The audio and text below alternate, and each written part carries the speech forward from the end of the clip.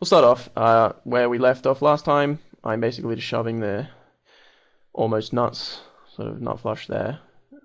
Nut non-straight flush. Not going to get too technical with that.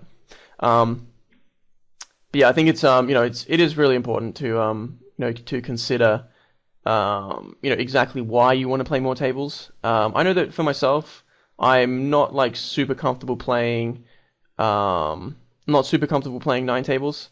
Hang on, I'm just gonna this ace queen. I think I might be folding.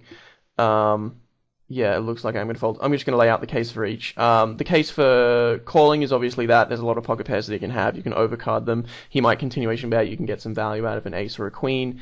The case for folding is that on an ace high board or even a queen high board, well, maybe not a queen high board, obviously, because you're going to have top pair, top kicker, but certainly on an ace high board, you're going to be dominated a lot. Versus a really good player, I would definitely fold this. Versus a very weak player, I would probably call. But this guy's like super tight, like he's 10, and he's raising under the gun, so I think you can definitely make the case for folding.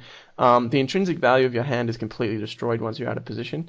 So although ace queen is like a pretty reasonable starting hand, once you're out of position, it becomes much less so. And then once you're out of position versus a very tight opponent who's raising under the gun, obviously it just degrades the value of the hand even further. So I think that this is a fine fold. Calling is fine. Re-raising I don't like because there's very small chance that you're going to actually get called by worse hands, given that this player is so tight. So I think folding there is fine.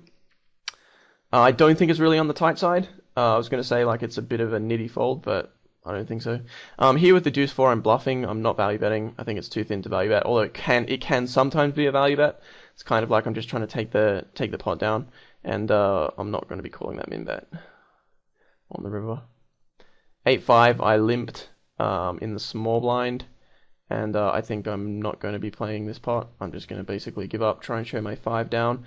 That board texture is not a good one. I could potentially go for a really like astronomically thin value bet there, because given that both of these players have check behind, I wouldn't expect them to have a queen, and that turn card has put a lot more texture on the board. So it's put, obviously there are now 2 flush draws, a straight draw. I would expect a call from ace high and stuff as well, but I can't really establish how often either of them has a better 5, better 6, overpair to my 5s, etc. And then when they both call, or if one of them calls, their ranges are going to be quite strong against me. So it would be a razor thin value bet.